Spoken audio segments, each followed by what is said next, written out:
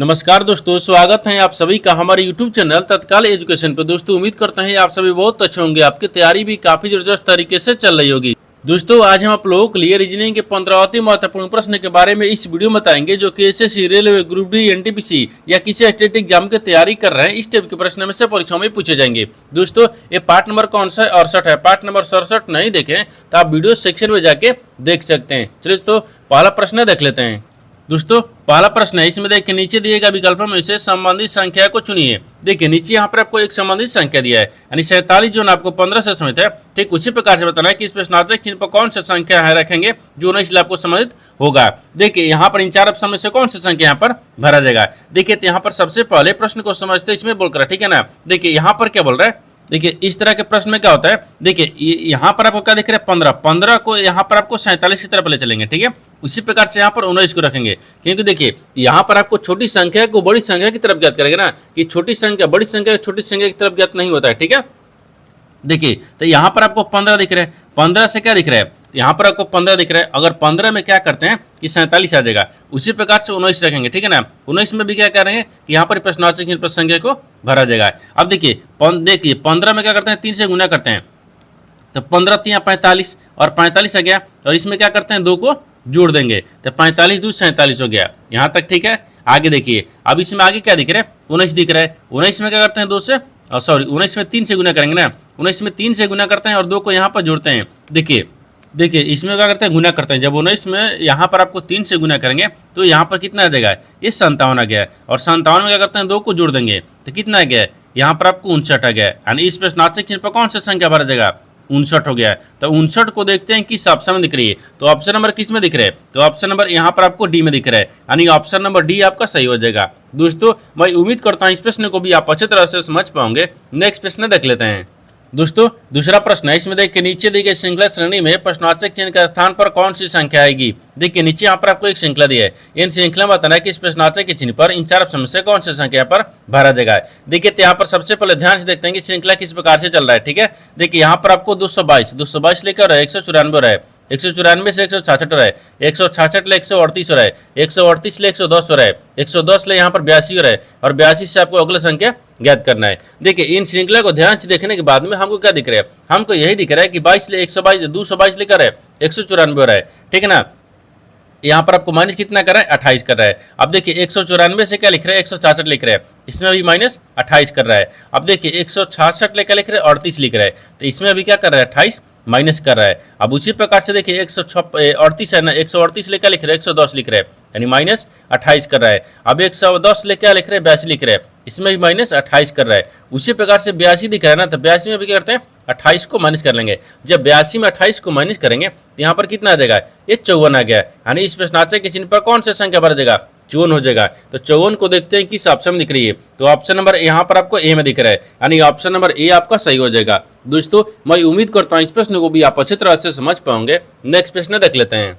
दोस्तों तीसरा प्रश्न है, इसमें देखिए आकृति में त्रिभुजों की संख्या ज्ञात कीजिए। देखिए नीचे यहाँ पर आपको एक आकृति दिया है, इन आकृति में बताना क्या कि त्रिभुजों की संख्या कितना दिख रही है, ठीक है ना। देखिए यहाँ पर क्या करिएगा, वीडियो को रोककर खुद अपने आप से बनाने का कोशिश करिएगा, और 15 प्रश्न में से अपने कितने प्रश्न सही किए वीडियो को लास्ट में कमेंट में जरूर बताइएगा। और इस चैनल पर पहली बार आए तो चैनल को सब्सक्राइब कर बेल आइकन घंटी को प्रेस जरूर कर लीजिए, क्योंकि सबसे पहले इस तरह क्लास आपको मिलता रहे। देखिए तो यहाँ पर सबसे पहले ध्यान से देखते हैं कि जो आपको इस आकृति दिख रहा है ना, इस आकृति में कितने त्रिभुजों की संख्या दिख रही है, ठीक ना। देखिए यहाँ पर आपको 1 और 2 दिख रहा है, और इसको रख लेंगे तो कितना गया, इसको 3 हो गया, ठीक है ना। इसमें 3 दिख रहा है। उसी प्रकार से देखिए 1 2 और ई वाला आकृति रखेंगे, कितना आ गया, 3 आ गया। इसमें भी कितना है, 3 आ गया। देखिए तो यहाँ पर 3 और प्लस में 3 दोनों को जोड़ेंगे तो कितना गया, ये 6 आ गया। तो यहाँ पर आपको इस आकृति में टोटल कितने त्रिभुजों की संख्या दिख रही है, 6 को है। तो 6 को देखते हैं किस ऑप्शन में दिख रही है, तो ऑप्शन नंबर यहाँ पर आपको सी में दिख रहा है, यानी ऑप्शन नंबर सी आपका सही हो जाएगा। दोस्तों मैं उम्मीद करता हूँ इस प्रश्न को भी आप अच्छी तरह से समझ पाओगे। नेक्स्ट प्रश्न देख लेते हैं। दोस्तों 4वां प्रश्न है, इसमें देखिए यदि संख्या 36 78 154 के प्रत्येक विषम अंक में 1 जोड़ा जाए तथा प्रत्येक सम अंक में 2 घटाई जाए तो इस प्रकार बनी नई संख्या में सबसे बड़े तथा सबसे छोटे अंकों का मध्य अंतर कितना है होगा, आपको इसी को बताना है। देखिए यहाँ पर सबसे पहले प्रश्न को समझते इसमें बोल रहा है, ठीक है ना। देखिए यहाँ पर क्या बोल रहा है कि यदि यानी एक संख्या दिया है, इन संख्या में बोल रहा है कि प्रत्येक विषम अंक में 1 जोड़ा जाए और प्रत्येक सम अंक में 2 घटाई जाए। तो इस प्रकार से जो नई संख्या बनेगा ना, उसमें सबसे छोटी संख्या और सबसे बड़ी संख्या के मध्य यानी अंतर ज्ञात करना है। ठीक है, देखिए तो सबसे पहले क्या करते हैं, संख्या को लिखते हैं। देखिए यहाँ पर आपको ये संख्या दिख रहा है, तो कितना आ गया, ये 36 हो गया। ठीक ना, ये 36 दिख रहा है, फिर यहाँ पर आपको 78 दिख रहा है और 154 आ गया है। ठीक ना, अब बोल रहा है कि प्रत्येक विषम अंक में जोड़ा जाए, तो विषम संख्या ये दिख रहा है, इसमें 1 को जोड़ देते हैं, ये 4 आ गया। ये भी विषम संख्या है, इसमें भी 1 को जोड़ देंगे, 8 आ गया। ये भी विषम संख्या, इसमें भी 1 को जोड़ देंगे, 2 आ गया। ये भी विषम संख्या, इसमें भी 1 को जोड़ेंगे ना, 1 जोड़ेंगे तो 6 आ गया। ठीक है, आगे देखिए, अब इसमें आगे क्या दिख रहा है, आगे बोल रहा है ना कि देखिए जोड़ा जाए तथा प्रत्येक के सम अंक में 2 घटाई जाए। तो सम संख्या में क्या करते हैं, 2 को घटाते हैं। ये सम संख्या दिख रहा है, इसमें 2 को घटा लेंगे, कितना बचेगा, 4 हो गया। ये भी सम संख्या दिख रहा है, इसमें भी 2 माइनस कर लेंगे, कितना जगह, 6 आ गया। इसमें देखिए, इसमें भी क्या करते हैं, सम संख्या 2 घटा लेंगे, कितना बचेगा, 2 आ गया। ठीक है ना, तो बोल रहा है कि तो इस प्रकार बनी नई संख्या में, ठीक है ना, बनी सबसे बड़ी संख्या। तो सबसे बड़ी संख्या यहाँ पर 8 दिख रहा है, तथा यहाँ पर सबसे छोटे अंकों के मध्य, तो सबसे छोटा अंक 2 दिख रहा है। इन दोनों के मध्य का अंतर कितना हो गया, देखिए इसका मतलब क्या कह रहा है कि देखिए सबसे बड़ी संख्या 8 हो गया और सबसे छोटी संख्या 2 हो गया। इन दोनों को माइनस करने पर यानी बीच में अंतर यानी मध्य का अंतर, तो कितना आ जाएगा, 6 आ गया। यहाँ पर कितना आ गया, 6 आ जाएगा। तो 6 को देखते हैं किस ऑप्शन दिख रही है, तो ऑप्शन नंबर यहाँ पर आपको डी में दिख रहा है, यानी ऑप्शन नंबर डी आपका सही हो जाएगा। दोस्तों मैं उम्मीद करता हूँ इस प्रश्न को भी आप अच्छे तरह से समझ पाओगे। नेक्स्ट प्रश्न देख लेते हैं। दोस्तों 5वां प्रश्न है, इसमें देखिए एक निश्चित कुट भाषा में यानी PREY को यहाँ पर 64 के रूप में कूटबद्ध किया जाता है और YOLK को यहाँ पर 3671 के रूप में कूटबद्ध किया जाता है। तो दी गई कूट भाषा में यानी y के लिए कूट क्या होगा, आपको इसी को बताना है। देखिए यहाँ पर सबसे पहले प्रश्न को समझते इसमें बोल रहा है, ठीक है ना। देखिए यहाँ पर क्या बोल रहा है, ये बोल रहा है ना कि एक निश्चित कूट भाषा दी है जिसमें PRYE को क्या लिख रहा है, y को यहाँ पर 6482 के रूप में लिखा जाता है। उसी कूट भाषा में देखिए यानी YOLK को क्या लिख रहे हैं, 3671। उसी भाषा में बताना है कि y को कैसे लिखा जाएगा। तो सबसे पहले देखिए यहाँ पर क्या लिख रहे हैं, PR, ठीक है ना, PREY, इनको क्या लिख रहे हैं, तो देखिए 64 और 82 लिख रहे हैं। उसी कूट भाषा में देखिए यानी देखिए y लिख रहा है, O लिख रहा है, L लिख रहा है, K लिख रहा है और इनको क्या लिख रहा है, तो यहाँ पर आपको 36 और 71 लिख रहा है। उसी कूट भाषा में बताना है कि y को क्या लिखा जाएगा, ठीक ना। अब देखिए इस तरह के सवाल में क्या होता है ना, देखिए यहाँ पर आपको क्या दिख रहा है, ये अक्षर दिख रहा है, क्या दिख रहा है, यहाँ पर आपको ये अक्षर दिख रहा है। ये देखिए ये अक्षर दिख रहा है, इस संख्या दिख रहा है। अक्षर को क्या करेंगे, अक्षर में कौन मिलाएंगे, ठीक है ना। जैसे देखिए यहाँ पर ये अक्षर है, इसमें कौन मिलाएंगे और इस संख्या दिख रहा है, इसमें भी आपको ये कॉमन मिलाएंगे। दोनों में कौन मिलाएंगे, जिसमें आपको कौन मिल जाएगा वही आपको आंसर होगा, ठीक ना। देखिए इस तरह के जो सवाल है ना वो आपको 2025 में रेलवे में पूछा है और यहाँ पर 26 में भी पूछा है, ठीक है, 24 में भी पूछा है। यानी इस तरह का सवाल ना हर एक शिफ्ट में कम से कम पूछ रहा है, ठीक ना। देखिए इसको बनाने के लिए सबसे आसान क्या हो जाएगा, इसमें आपको कौन मिलाते हैं, इसमें भी कौन मिलाएंगे। देखिए y आपको इसमें भी कौन हो गया, y आपको इसमें भी कॉमन दिख रहा है। उसी प्रकार से देखिए संख्या में कॉमन मिलाते हैं, संख्या में क्या कॉमन मिल रहा है, इसमें भी 6 दिख रहा है, इसमें भी 6 दिख रहा है, कौन मिल गया। अब देखिए यहाँ पर y का कूट क्या हो गया, 6 हो जाएगा, तो यहाँ पर 6 आ गया। तो 6 को देखते हैं किस ऑप्शन दिख रही है, तो ऑप्शन नंबर यहाँ पर आपको सी में दिख रहा है, यानी ऑप्शन नंबर सी आपका सही हो जाएगा। दोस्तों मैं उम्मीद करता हूँ इस प्रश्न को भी आप अच्छे तरह से समझ पाओगे।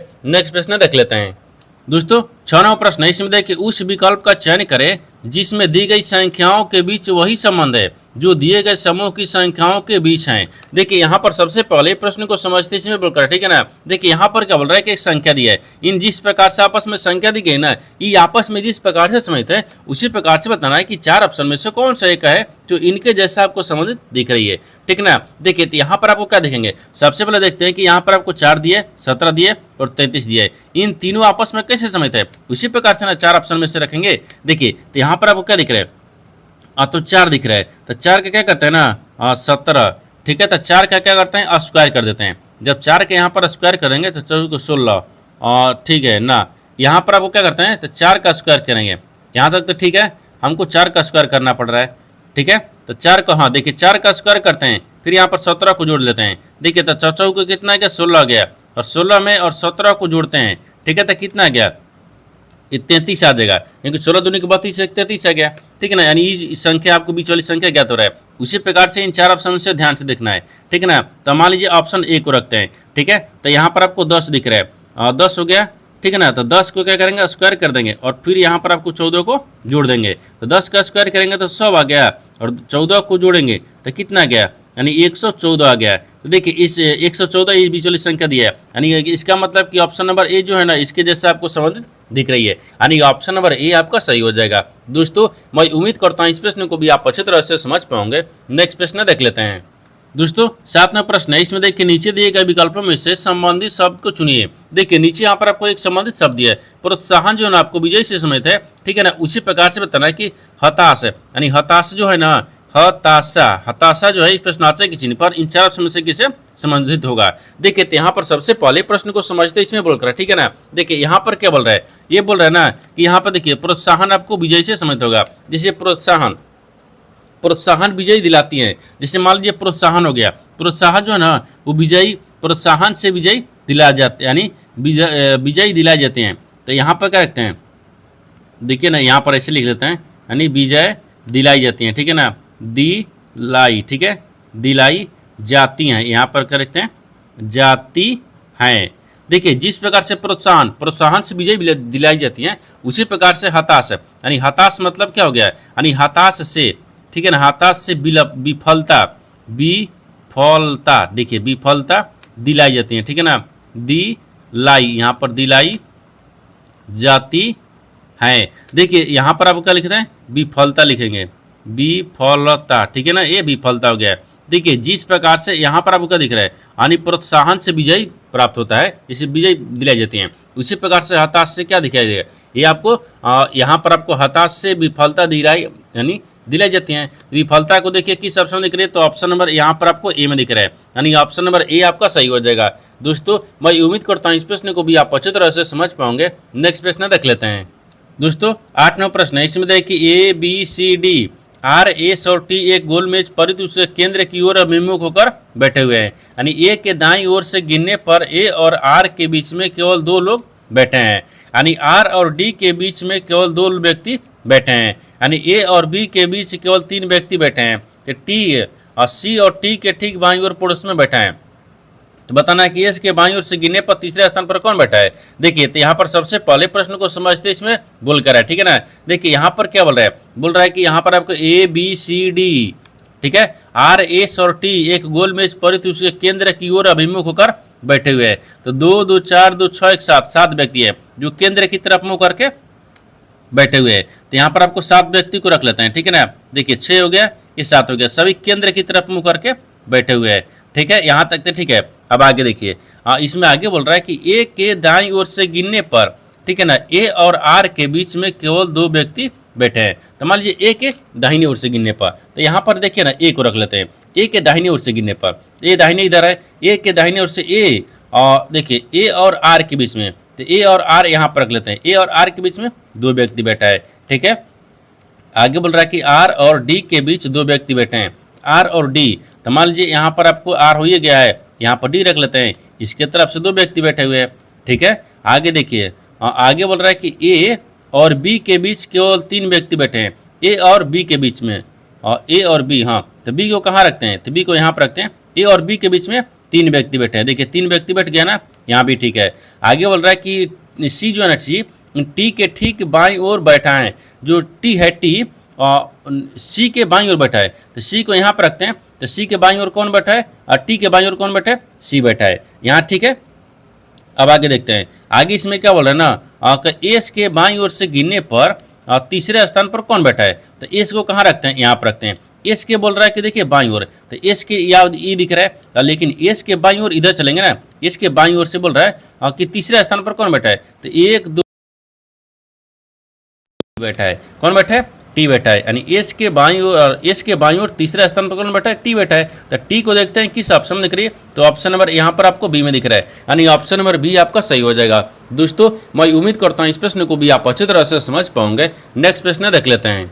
दोस्तों 9वां प्रश्न है, इसमें देखिए उस वे नारे का चयन करें जो निम्नलिखित वर्गों के मध्य संबंध का सर्वोत्तम सर्वश्रेष्ठ निरूपित करता है। देखिए यहाँ पर सबसे पहले प्रश्न को समझते इसमें बोल रहा है, ठीक है ना। देखिए यहाँ पर क्या बोल रहा है, ये बोल रहा है कि 3 शब्द दिया, नीचे यहाँ पर आपको 3 शब्द दिया, इन तीनों शब्द को बताना है कि आपस में कैसे समित है और इन 4 वेंडग्राम में से कौन सा वेंडग्राम बनेगा। देखिए तो यहाँ पर सबसे पहले ध्यान से देखते हैं कि तीनों शब्दों से कॉमन कौन सा मिल रहा है, ठीक है ना। देखिए यहाँ पर आपको चिंपैंजी दिया है, फिर भालू दिया है और फिर पशु दिया है। तो सबसे कॉमन हमको क्या दिख रहा है, यहाँ पर आपको पशु दिख रहा है। सबसे कॉमन क्या दिखेगा, पशु। पशु के अंदर ही भालू भी आते हैं और पशु के अंदर चिंपैंजी भी आते हैं। देखिए यहाँ पर चिंपैंजी हो जाएगा, ये भालू दिख रहा है, भालू हो गया, और यहाँ पर आपको चिंपैंजी, ठीक है ना, चिंपैंजी हो गया। देखिए सबसे कॉमन पशु दिख रहा है, पशु के अंदर में भालू भी आते हैं और पशु के अंदर में यानी चिंपैंजी भी आते हैं, यानी इस तरह का वेंडग्राम बनेगा। इस तरह का वेंडग्राम देखते हैं किस ऑप्शन में दिख रही है, तो ऑप्शन नंबर किस में दिख रहा है, तो ऑप्शन नंबर यहाँ पर आपको ए में दिख रहा है,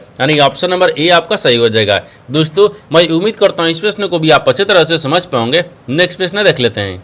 दोस्तों 10वां प्रश्न है, इसमें देखिए श्रीमान पी बिंदु सी से ड्राइव करना शुरू करता है और पश्चिम की ओर 5 किलोमीटर ड्राइव करता है, फिर वह बाएं मुड़ता है और 6 किलोमीटर ड्राइव करता है, फिर वह बाएं मुड़ता है तो 8 किलोमीटर ड्राइव करता है, फिर वह दाहिने मुड़ता है और 2 किलोमीटर ड्राइव करता है, यानी फिर बाएं मुड़ता है और 4 किलोमीटर ड्राइव करता है, फिर वह बाएं मुड़ता है और 12 किलोमीटर ड्राइव करता है, वह अंत में बाएं मुड़ता है और 7 किलोमीटर ड्राइव करता है और बिंदु पी पर रुक जाता है। तो बिंदु सी पर पुनः पहुंचने के लिए उसे कितनी दूरी और किस दिशा में ड्राइव करना चाहिए। देखिए यहाँ पर सबसे पहले प्रश्न को समझते इसमें बोल रहा है, ठीक है ना। देखिए यहाँ पर आपको क्या बोल रहा है, ये बोल रहा है कि एक श्रीमान है, ठीक है, वो आपको क्या दिख रहा है, मान लीजिए यहाँ पर दिख रहा है कि एक श्रीमान पिन, देखिए पी बिंदु से, ठीक है ना, ड्राइव करना शुरू करता है और यहाँ पर आपको पश्चिम की ओर 5 किलोमीटर ड्राइव करना शुरू करता है। जैसे बोल रहा है कि देखिए इससे पहले एक डायग्राम को बनाते हैं, जैसे ये पूर्व हो गया, ठीक है ना, ये पश्चिम हो गया,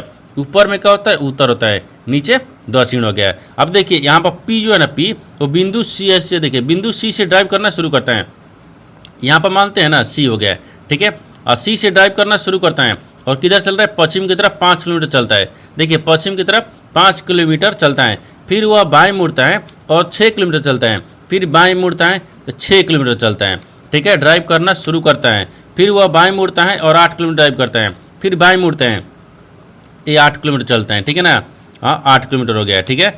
फिर वह दाहिने मुड़ता है और यहाँ पर क्या कर रहा है, दाएं मुड़ता है, दाएं मुड़ता है और यहाँ पर 2 किलोमीटर चलता है, फिर यहाँ पर क्या बोल रहा है कि दाहिने मुड़ रहा है, ठीक है ना। यहाँ पर 8 किलोमीटर बाएं हो गया, तो यहाँ से आपको 8 किलोमीटर बाएं दिख रहे हैं, फिर दाहिने मुड़ने के लिए नीचे आ गया, थोड़ा सा इसको क्या करेंगे, ऊपर में ले चलते हैं, ठीक है ना, थोड़ा सा ऊपर से बनाते हैं इसको, ठीक है, इसको क्या करेंगे, थोड़ा सा ऊपर से नीचे और फिर यहाँ से इधर आएगा। हाँ देखिए थोड़ा सा ना इसको ऊपर ले चलेंगे, देखिए सी आपको यहाँ पर रखते हैं, ठीक है, सी यहाँ पर हो गया और यहाँ से पश्चिम की तरफ चलेंगे तो 5 किलोमीटर हो गया, ठीक है।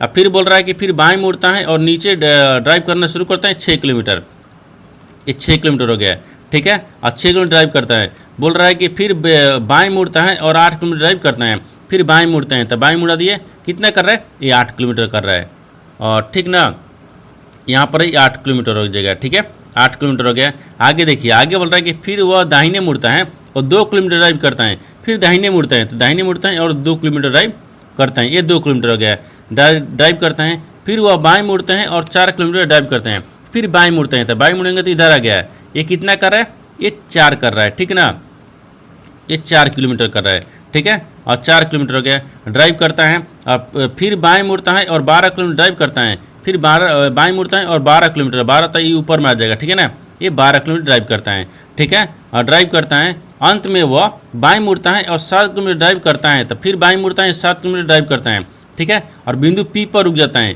ठीक है ना, तो बिंदु पी पर रुक जाता है और बिंदु सी पर पहुंचने के लिए उसे कितनी दूरी और किस दिशा में ड्राइव करना चाहिए। देखिए तो यहाँ पर आपको जब बिंदु सी पर पहुंचने के लिए, देखिए यानी पी से क्या रहा है, सी पाने के लिए नीचे की तरफ लड़ेंगे, ठीक है, तो जब नीचे आ रहे हैं तो नीचे यहाँ पर दक्षिण दिशा दिख रहा है, ये तो हमको समझ आ गया, ठीक है ना, यानी दक्षिण हो गया, ठीक है, तो दक्षिण दिशा, तो दक्षिण दिशा में देखिए कौन सा दिया है, तो दक्षिण दिशा में एक ही दिया है, ठीक है, आपको 4 दिया है। अब यहाँ पर देखिए ये टोटल कितना है, 12 है, तो देखिए 12 में से 2 ही हो गया और 4 देखिए 2 6 हो गया और 2 हो गया, तो 6 2 कितना है, 8 आ गया, और यहाँ पर 12, तो 12 में से टोटल में से क्या करेंगे 8 को माइनस कर लेंगे तो कितना बचेगा, ये 4 बचेगा। देखिए यानी 4 किलोमीटर दक्षिण की ओर, तो यहाँ पर 4 किलोमीटर दक्षिण की ओर हो जाएगा, ठीक है ना। तो 4 किलोमीटर दक्षिण की ओर देखते हैं किस ऑप्शन में दिख रही है, तो ऑप्शन नंबर किस में दिख रहा है, ऑप्शन नंबर डी में दिख रहा है, यानी ऑप्शन नंबर डी आपका सही हो जाएगा। दोस्तों मैं उम्मीद करता हूँ इस प्रश्न को भी आप अच्छी तरह से समझ पाओगे। नेक्स्ट प्रश्न देख लेते हैं।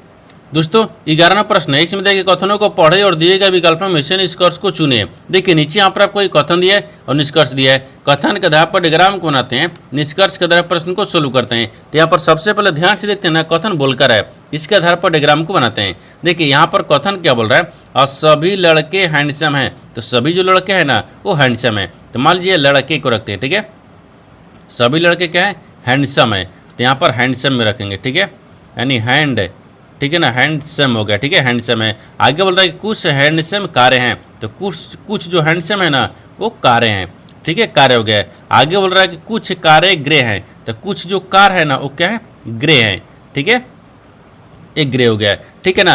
ये तो कथन बोल रहा है, कथन के आधार पर डायग्राम को बना दिए, लेकिन निष्कर्ष क्या बोल रहा है, इसके आधार पर प्रश्न को सोल्व करेंगे। देखिए निष्कर्ष पहला बोल रहा है कि सभी हैंडसम लड़के हैं, जो सभी हैंडसम है ना वो लड़के हैं, सभी हैंडसम लड़के नहीं हैं, सभी हैंडसम के अंदर में लड़के हैं। ये बोल रहा है कि सभी जो हैंडसम है ना वो लड़के के अंदर में ना, ये गलत बोल रहा है, ठीक है। और दूसरा देखिए, दूसरा बोल रहा है कि सभी कार हैंडसम है। क्या सभी कार आपको देखिए, ये सभी कार क्या हैंडसम दिख रहा है, नहीं, कुछ कार हैंडसम है, लेकिन ये बोल रहा है कि सभी है, इसका मतलब ये भी आपको गलत बोल रहा है। न तो निष्कर्ष 1 होगा न तो 2 होगा, यानी ऑप्शन नंबर किस में दिख रहा है, देखिए निष्कर्ष 1 और 2 दोनों अनुसरण करता है, नहीं, न तो निष्कर्ष 1 और न ही 2 अनुसरण करते हैं। तो ऑप्शन नंबर यहाँ पर आपको सी में दिख रहा है, यानी ऑप्शन नंबर सी आपका सही हो जाएगा। दोस्तों मैं उम्मीद करता हूँ इस प्रश्न को भी आप अच्छी तरह से समझ पाओगे। नेक्स्ट प्रश्न देख लेते हैं। दोस्तों 12वां प्रश्न है, इसमें देखिए एक निश्चित कूट भाषा दी है, ठीक है ना। देखिए इस तरह का आपको वेन डायग्राम से समझ दिया है। अब जो सवाल आपको पूछ रहा है, आपको वेन डायग्राम से ऐसा ही सवाल पूछ रहा है, ये आपको एसएससी हो जाए, रेलवे हो जाए, या बैंक या किसी भी एग्जाम हो, ठीक है ना, या स्टेट एग्जाम हो, सब में आपको इसी तरह से आपको वेन डायग्राम यहाँ पर आपको क्या पूछ रहा है, यानी ब्लड रिलेशन से आपको सवाल पूछ रहा है, ठीक ना। अब देखिए ये पूछ रहा है कि एक निश्चित कूट भाषा दी है। देखिए ए प्लस बी का अर्थ क्या दिख रहा है, ए बी की बहन है, ए माइनस बी का अर्थ क्या दिख रहा है, ए बी की भाई है, यानी ए गुने बी का अर्थ क्या दिख रहा है, ए बी की पत्नी है, यानी ए भागा बी का अर्थ क्या दिख रहा है, ए बी का पिता है। तो बताना है कि उपयुक्त के आधार पर यदि M N O P Q है तो यानी एम का क्यू से क्या संबंध है, आपको इसी को बताना है, ठीक ना। देखिए इस तरह का सवाल बनाने के लिए ना थोड़ा सा आसान हो गया। क्या करेंगे, यहाँ पर आपको जो शब्द लिखा है उसको क्या करेंगे, एक बार नीचे उतार लेंगे। जिससे देखिए यहाँ पर आपको एम हो जाएगा, ठीक है ना, यहाँ पर आपको एन हो गया, फिर यहाँ पर आपको ओ हो गया, फिर यहाँ पर आपको पी हो गया, फिर यहाँ पर आपको क्यू आ गया, यहाँ तक, ठीक है। अब देखिए अब इसको बताने के लिए क्या करेंगे ना, और थोड़ा सा इसमें क्या करेंगे और लिखेंगे, ठीक ना। देखिए इसमें कुछ करना नहीं है। देखिए यहाँ पर आपको भागा का चिन्ह देते हैं, ठीक है, यहाँ पर आपको प्लस का चिन्ह देते हैं, यहाँ पर आपको गुना का चिन्ह देते हैं, और यहाँ पर आपको ये माइनस का चिन्ह हो गया है, ठीक ना। तब इस तरह का चिन्ह बदल दिए, ठीक है, यहाँ पर आपको बदल दिए चिन्ह को, ठीक है ना। जब चिन्ह बदल दिए ना तो यहाँ पर आपको देखिए इस सवाल को कैसे बनाएंगे, इस सवाल को ना देखिए यहाँ से आपको ऐसे बनाते हैं, ठीक है, फिर इसको ऐसे बनाएंगे, फिर यहाँ से आपको ऐसे बनाएंगे, फिर यहाँ से आपको ऐसे बनाएंगे। अब आपसे पूछा क्या है कि एम का क्यू से क्या संबंध है, यहाँ पर जो एम का क्यू से बताना है कि संबंध क्या है, जो क्यू है ना क्यू, वो एम को क्या बोलेगा आपको इसी को बताना है। अब देखिए यहाँ पर आपको ध्यान से देखिएगा, जब इधर से दाहिने से चलेंगे तो यहाँ पर दोनों के बीच में कौन सा चिन्ह दिया है, माइनस का चिन्ह दिया है। तो यहाँ पर माइनस का देखिए कहाँ दिया है, ए माइनस बी का अर्थ क्या दिख रहा है, ए बी का भाई है, यानी इसका क्या दिख रहा है, भाई हो गया, यहाँ तक, ठीक है। अब आगे देखिए, यानी ये देखिए पी और ओ के बीच में कौन सा चिन्ह दिया है, गुना का चिन्ह दिया है। तो यहाँ पर देखिए गुना का मतलब ए गुने बी का अर्थ क्या दिख रहा है, ए बी की पत्नी है, यानी पी के पत्नी कौन हो गया, ओ हो गया,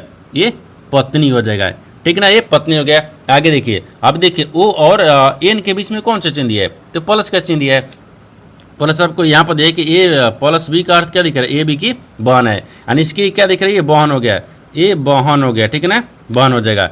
अब यहाँ से देखिए अब एन और ओ एन और एम दिख रहा है, देखिए तो यहाँ पर बीच में चिन्ह दिया भागा का, तो भागा कहाँ दिया, ए प्लस बी, देखिए ए भागा बी का अर्थ क्या दिख रहा है, ए बी का पिता है, इसका क्या दिखेगा, ये पिता हो गया, ठीक है ना, पिता हो गया। अब बताना है कि ओ जो है ना यानी क्यू जो है ना यानी एम को क्या बोलेगा, आपको इसी को बताना है। देखिए यहाँ पर आपको क्या दिख रहा है, भाई हो गया, ये दोनों आपस में भाई हो गया, भाई की पत्नी और पत्नी के यहाँ पर बहन और बहन के पिता, तो क्या दिख रहा है, यानी भाई की पत्नी के पिता हो जाएगा, क्या दिख रहा है, यानी भाई के पत्नी को पिता, क्यों क्या बोलेगा, तो क्यों बोलेगा ना, देखिए भाई, ठीक है ना, भाई की पत्नी, ठीक है ना, भाई की पत्नी, भाई की पत्नी के पिता, ठीक है, के पिता हो जाएगा, ठीक है ना, पिता, तो भाई के पत्नी के पिता, तो भाई की पत्नी का पिता, हाँ ऑप्शन नंबर डी में दिख रहा है, यानी भाई के पत्नी के पिता हो जाएगा, ठीक है ना। तो भाई के पत्नी के पिता को देखिए ऑप्शन नंबर किस में दिख रहा है, तो यहाँ पर डी में दिख रहा है, यानी ऑप्शन नंबर डी आपका सही हो जाएगा। दोस्तों मैं उम्मीद करता हूँ इस प्रश्न को भी आप अच्छी तरह से समझ पाओगे। नेक्स्ट प्रश्न देख लेते हैं। दोस्तों 13वां प्रश्न है, इसमें देखिए निम्नलिखित संख्या प्रतीक श्रृंखला का संदर्भ लीजिए और उसके बाद दिए गए प्रश्न का उत्तर दीजिए। गिनती केवल बाएं से दाएं की जानी चाहिए। देखिए यहाँ पर आपको एक श्रृंखला दिया है, इन श्रृंखला में आपको बताना है क्या सवाल। देखिए यहाँ से पूछा है ऐसे कितनी संख्या हैं जिनमें से प्रत्येक के ठीक पहले एक संख्या और ठीक बाद भी एक संख्या है। देखिए यहाँ पर सबसे पहले प्रश्न को समझते इसमें बोल कर है, ठीक है ना। देखिए यहाँ पर क्या बोल रहा है, ये बोल रहा है ना, यहाँ पर आपको क्या दिख रहा है, बोल रहा है कि निम्नलिखित संख्या प्रतीक श्रृंखला का संदर्भ लीजिए और देखिए उसके बाद दिए गए प्रश्न का उत्तर दीजिए। गिनती केवल बाएं से दाएं की जानी चाहिए। यहाँ पर आपको एक श्रृंखला दी है, इन श्रृंखला में आपको बताना है क्या सवाल। देखिए यहाँ से पूछा है, ठीक ना, ये पूछ रहा है कि ऐसे कितनी संख्या है, यहाँ पर आपको संख्या को रखते हैं, ठीक ना, ये संख्या हो गया। इसमें बताना है कैसे कितनी संख्या दिख रही है, ठीक है, संख्या है जिनमें से प्रत्येक के ठीक पहले एक संख्या है, जिनके पहले भी क्या होना चाहिए, एक संख्या होना चाहिए, ठीक है, संख्या है, और ठीक बाद भी एक संख्या है, बाद में भी क्या होना चाहिए, एक संख्या होना चाहिए। यानी इसका कहने का मतलब है कि इन श्रृंखला में आपको बताना है कि इन श्रृंखला में ऐसे कितने संख्या है जिनके पहले भी संख्या है, जिनके बाद भी संख्या है। तो सबसे पहले क्या करते हैं, श्रृंखला में ढूंढते हैं। देखिए यहाँ पर ढूंढने के तो क्या दिख रहा है, इस संख्या दिख रहा है, संख्या के पहले भी संख्या, संख्या के बाद भी संख्या आ रहा है, एक हो गया, ठीक ना। आगे देखते हैं, और आगे देखिए, हाँ देखिए यहाँ पर संख्या दिख रहा है, संख्या के पहले भी संख्या, संख्या के बाद भी संख्या दिख रहा है, दो दिख गया। और इसमें कहीं दिख रहा है, इसमें और कहीं नहीं दिख रहा है, ठीक ना। तो यहाँ पर दो एक दिख रहा है, यानी दो ऐसी संख्या है जिसके पहले भी संख्या है, जिसके बाद भी संख्या है। तो दो को देखिए किस ऑप्शन दिख रही है, तो ऑप्शन नंबर यहाँ पर आपको ए में दिख रहा है, यानी ऑप्शन नंबर ए आपका सही हो जाएगा। दोस्तों मैं उम्मीद करता हूँ इस प्रश्न को भी आप अच्छी तरह से समझ पाओगे। नेक्स्ट प्रश्न देख लेते हैं। दोस्तों 14वां प्रश्न है, इसमें देखिए यदि भागा और माइनस को आपस में बदल दिया जाए तथा गुना और प्लस को आपस में बदल दिया जाए तो निम्नलिखित समीकरण में प्रश्न चिन्ह का स्थान पर क्या आएगा, आपको इसी को बताना है, ठीक है ना। देखिए तो यहाँ पर सबसे पहले प्रश्न को समझते इसमें बोल रहा है, ठीक है ना। देखिए यहाँ पर क्या बोल रहा है, ये बोल रहा है कि नीचे एक समीकरण दिया है, इन समीकरणों को सही बनाने के लिए दो चिन्ह को आपस में बदलना होगा। दोनों चिन्ह को आपस में बदलने के बाद में समीकरण को सही बनाएंगे। तो यहाँ पर देखिए बोल रहा है कि यदि भागा और माइनस को परस्पर बदल दिया जाए, यानी भागा की जगह पर माइनस और माइनस की जगह पर क्या रखते हैं, भागा को रखेंगे, ठीक है ना, यानी माइनस की जगह पर भागा रखते हैं, ठीक है। और आगे देखिए, आगे बोल रहा है कि गुना और प्लस को आपस में बदल दिया जाए, यानी गुना की जगह पर क्या रखते हैं, प्लस को, और प्लस की जगह पर क्या रखते हैं, गुना को, ठीक ना। ये चिन्ह को बदल दिए तो थोड़ा सा क्या करते हैं ना, इसको ऊपर में बदलते हैं, ठीक है। अब देखिए इसके जगह पर क्या रखते हैं, प्लस को, प्लस की जगह पर रखते हैं गुना को, ये चिन्ह बदल दिए। तो बोल रहा है कि तो निम्नलिखित समीकरणों में प्रश्न चिन्ह का स्थान पर क्या आएगा। यानी अब इसका क्या करेंगे ना, चिन्ह बदलने के बाद में समीकरण को सही बनाते हैं। देखिए यहाँ पर आपको 89 हो गया, फिर माइनस, देखिए यहाँ पर 49 और ये 84 दिख रहा है, हाँ ठीक है। भागा करेंगे, कितना आ गया, ये 89 आ गया। फिर यहाँ पर आपको गुना के प्लस आ गया ना, और फिर यहाँ पर 9 करेंगे, सॉरी ये प्लस दिख रहा है, ठीक है ना, हाँ प्लस तो ये गया 9 तो ठीक है। फिर यहाँ पर गुना करेंगे और 2 आ गया, ठीक है।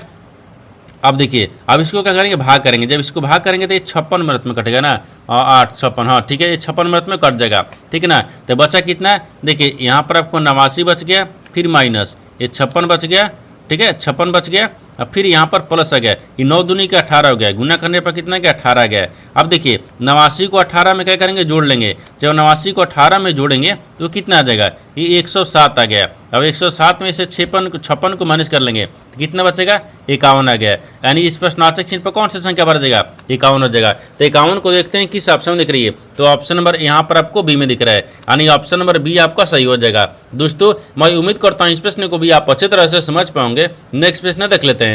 दोस्तों 15 प्रश्न है, इसमें देखिए यदि 4 संख्याओं का औसत 40 है और उन 4 संख्याओं में से 3 संख्या 40 42 55 है तो चौथी संख्या कौन सी होगी। देखिए यहाँ पर सबसे पहले प्रश्न को समझते इसमें बोल कर है, ठीक है ना। देखिए यहाँ पर क्या बोल रहा है, ये बोल रहा है ना कि देखिए यहाँ पर आपको 4 गो संख्या दी है, बोल रहा है कि यदि 4 संख्याओं का औसत 40 है, यानी 4 गो संख्या दिए, चारों संख्या का औसत कितना है 40 है। तो बोल रहा है कि उन 4 संख्याओं के में से यानी उन 4 संख्याओं में से 3 को संख्या दे दिया है। तो बोल रहा है कि चौथी संख्या क्या होगा। देखिए तो जो चौथी संख्या पूछा है ना, तो यहाँ पर चौथी संख्या को रखते हैं, ठीक है ना। ये चौथी संख्या हो गया। तो चौथी संख्या तब बोल रहा है कि देखिए 40 4 संख्याओं पर लिखते हैं। 4 संख्याओं का कितना दिया है, औसत 40 दिया है। फिर माइनस क्या करेंगे, और यहाँ पर आपको 40 दिया है। फिर माइनस क्या करेंगे, अब 42 दिया है। फिर माइनस क्या करेंगे, ये 55 दिया है। तो 4 को 16 160 आ गया। अब 160 में से क्या करेंगे ना, देखिए इस माइनस प्लस करेंगे, ठीक है। अब इसको करने के बाद में कितना देगा, ये 137 आ गया, ठीक है ना। अब 137 को क्या करते हैं, घटाते हैं। 160 में से 37 घटाएंगे तो यहाँ पर आपको 23 आ गया। कितना का 23 बचेगा। यानी ये आपसे वही पूछा है कि चौथी संख्या कौन सा होगा, तो चौथी संख्या यहाँ पर आपको 23 हो गया। तो 23 को देखते हैं किस ऑप्शन में दिख रही है। तो ऑप्शन नंबर यहाँ पर आपको सी में दिख रहा है। हाँ, ऑप्शन नंबर सी में दिख रहा है, यानी ऑप्शन नंबर सी आपका सही हो जाएगा। दोस्तों मैं उम्मीद करता हूँ इस प्रश्न को भी आप अच्छी तरह से समझ पाओगे। नेक्स्ट वीडियो में मिलते हैं, तब तक जय हिंद। दोस्तों इस चैनल पर पहली बार आए तो चैनल को सब्सक्राइब कर बेल आइकन घंटी को प्रेस जरूर कर लीजिए, क्योंकि सबसे पहले इस तरह क्लास आपको मिलता रहे। और इन सारे प्रश्न का PDF आपको टेलीग्राम पर मिल जाएगा, जो कि इस वीडियो का डिस्क्रिप्शन में लिंक दिया गया है।